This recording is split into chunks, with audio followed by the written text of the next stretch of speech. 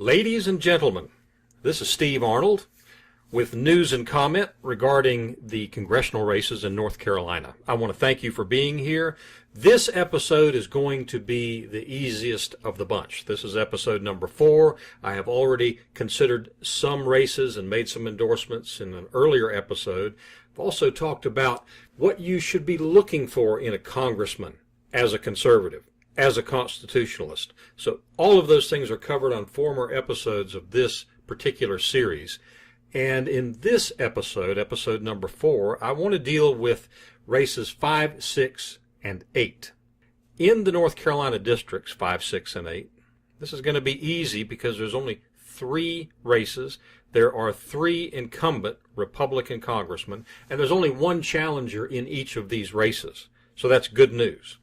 I will also be encouraging you to defeat every one of these incumbents, all of them. This is good news on several counts. For one thing, on former episodes, I have encouraged people, for instance, in the race in District number 10 against Patrick McHenry, who is the incumbent Republican congressman there. There are 3 candidates running. I have just said flip a coin. It makes no difference. Anybody but McHenry. Same is true in number 2 with Elmers. Anybody but Renee Elmers. She must be defeated. On these races, it's a little bit better, a little bit more hopeful, because you can actually vote in favor of the candidates who are running against the incumbents. These challengers are good. Now, the second reason, of course, that it's fine and dandy to throw an incumbent out is because this is America. And when congressmen are defeated, they're not arrested, they're not banished or deported, they're not executed. Before we get started on congressional races, just a quick word about Bob Edmunds. I have mentioned him in the preceding podcast. He's an outstanding jurist. He's conservative. He's a constitutionalist. He strongly deserves your support. Now let's talk about choosing a congressman. Remember, I've said this before, I will say it again, you're choosing a congressman, not a best friend. You're not looking for a spouse. You're not looking for a neighbor that you're going to spend time with. No. This is a congressman. Their job is to go and vote. They have to vote, in my opinion, based on principles that are important. Principles regarding the Constitution, principles regarding conservative values. And I believe that what we're really looking for, what we should all be looking for, is a reflexive conservative who understands and will abide by the Constitution. That's what we're looking for. And they have to vote that way. They can't just talk about it when they come home once in a while. They need to vote that way consistently all the time. That's why I say reflexive, because that means that they're going to get it right regardless of a telephone call from you. We need congressmen who will enhance liberty, promote security, defend sovereignty. That's the criteria. And I have set up a few litmus tests.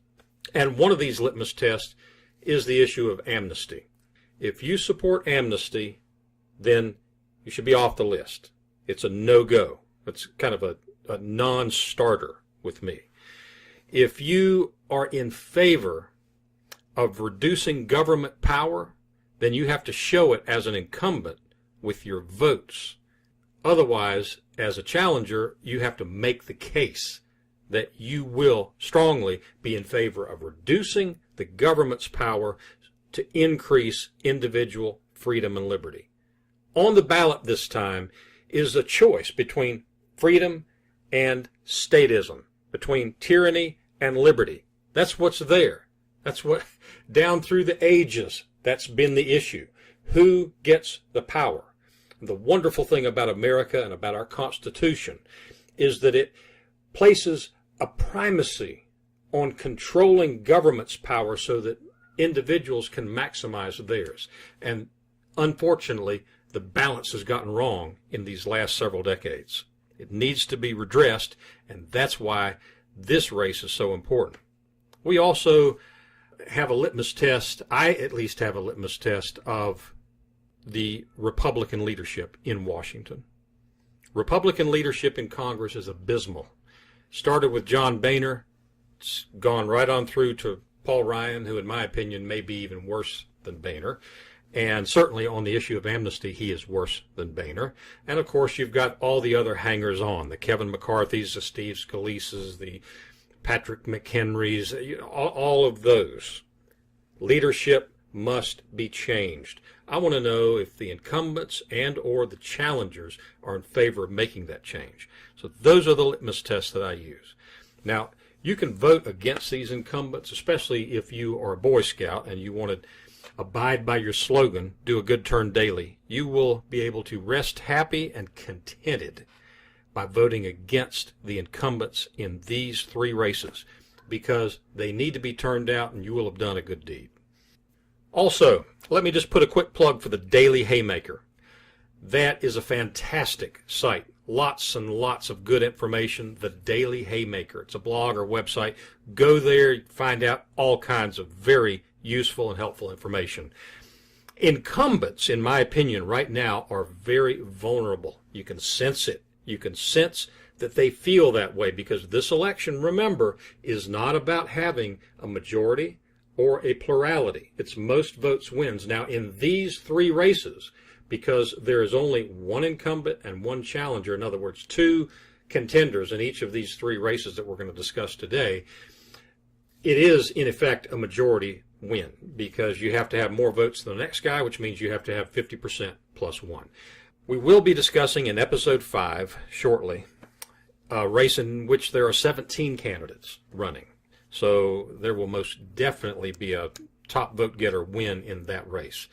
Top vote getter here in these three races, again, is going to be the 50% plus one. But these incumbents still feel very vulnerable because there will be a very low turnout.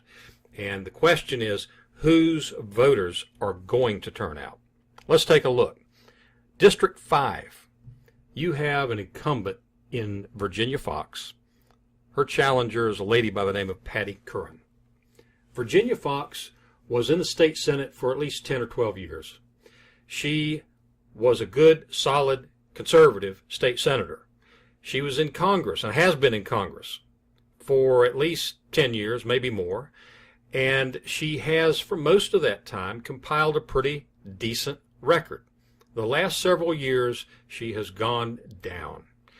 And the reason for this, in my opinion, is that she has been so tied in to the leadership of that time, especially John Boehner, that she just was not able to fulfill her duties as a conservative and a constitutionalist. She just hasn't done it. Let's look at Virginia Fox in District 5. Heritage Action has her scored at 69%. That means she's getting 1 vote out of 3 wrong. Conservative Review has her at 62%. It's even worse, and probably more accurate. I think that one telling vote, because I don't have time to go over her record in detail, but one telling vote is her vote to fund Planned Parenthood. She did it. I was shocked. But let's just remember, the federal government doesn't spend a dime that Congress doesn't allow. They authorize it, they appropriate it, they budget it, they spend it. It's theirs. And she voted for it. And she's voted for lots of other big government stuff. So to our litmus test, when it comes to reducing government power, she hasn't. When it comes to amnesty, she's voted in favor of executive amnesty, Obama's executive amnesty. And of course, the leadership, she is tight. She's tight with McCarthy, she's tight with Scalise, she's tight with Ryan. She's been there too long. Thank you for your many good years of service, Virginia Fox, but it's time to go home. And I hope the voters put in Patty Curran. She is a solid conservative. She is a firebrand. She, in many ways, reminds me of someone that would be like Virginia Fox was 15 years ago. I mean, that's what happens when you go to Washington and you stay there too long. Patty Curran is somebody you can strongly vote in favor of, and I would encourage you to do so. In District 6, the voters chose 2 years ago a fellow by the name of Mark Walker. He schmoozed his way into office. He is a very nice man. I don't know anybody that dislikes Mark Walker. He's a former minister, and he went from one side of the district to the other. He outworked the other candidates. He outschmoozed the other candidates. And he had the endorsement of a Tea Party group there called Conservatives for Guilford County before filing period was even over. He rounded up the votes. He had a great ground game, and he was elected. Unfortunately for him, because he, I don't believe, has any clue, and still probably doesn't quite have the clue as to what a lion's den it is in Washington, D.C. This is not the job that he's fit for. Here is one example of Mark Walker in Washington. Now, he ran as a conservative, limit government, cut taxes, reduce regulation, and strongly support the military and strongly secure the border. All the regular things that you and I hear from these Republican candidates, we heard it from him. On day one, when he showed up, he voted for John Boehner for Speaker, which made it impossible for him to accomplish any significant conservative reform. That was day one. Now, he had actually told his constituents back pre-election that he was going to go against John Boehner. But when he got to Washington, he voted for him on the first day. So, sorry, that vote and that vote alone should be telling. He has an 87 ranking, which is better than most from Heritage Action, and he has a 77 ranking from Conservative Review. Both of those rankings, for instance, are better than Virginia Fox. They are not as good as a Mark Meadows or a Louis Gohmert or David Bratt or any of the others that I could name. But it's okay. But here's the good news. You've got somebody that you can vote for that would have an even better voting record, who would go up and on day one would vote against Speaker Ryan. He has already said as much. I talked to him, and he has made that commitment. He will vote against the leadership in Washington. That is a critical step. Now, he also is a veteran. He's a solid conservative down the line. He is very opposed to amnesty. He always wants to look at ways at reducing government spending. Now, this is what he's told me. He has no record. So here's what we could do. We can vote against Walker. We can vote for Chris Hardin. And we can put Chris Hardin in office. And we can watch his votes. And if he doesn't vote like he says he's going to vote, then we can send him home in 2 years. That's fine. That's the way the system works. That's the way the system ought to work. In District 6, I would strongly encourage a vote for Chris Hardin. Let's send Mark Walker home. In District 8, Richard Hudson needs to go. He's been there too long, and too long is only 2 or 3 years, but too long is too long. Richard Hudson has an 82% from Heritage Action, a 62%, which to me is a big fat F from Conservative Review. They actually call that a D. It's not good. More than 1 out of every 3 votes that Richard Hudson cast is the wrong vote from a conservative's perspective. The good news is that you have someone that you can vote in favor of in that race. There's really no point in this particular forum to go into detail on Richard Hudson's voting record. It is more right than wrong, but he gets it wrong on the important stuff. And the important things are the Republican leadership. He is so desperate to be included in that group that he will do anything that they ask him to do. And this was true with Boehner. It's most certainly true with Ryan, McCarthy, Scalise. And I could get into stories and examples and anecdotes. There's no purpose. No purpose. Bottom line is you have a fantastic candidate that you can vote for in that race. And you should do so. Tim D'Annunzio is a former veteran. He is a businessman. He's extremely successful. He's a solid conservative. He is right on amnesty. He's right on government power. He's right on the Constitution. He is right on the leadership in Washington, from what I've been able to understand.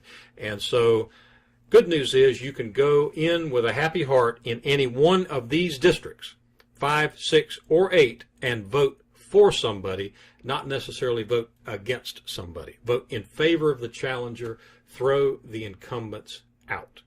And I will be back with one more podcast. I want to detail all of the folks who are running, and I will detail with more personal anecdotes, the people running in District 13. There are 17 candidates. It's going to take a little bit of time, but you will want to know, especially if you live in the 13th district, who these people are and who deserves your support. Thank you so much. God bless.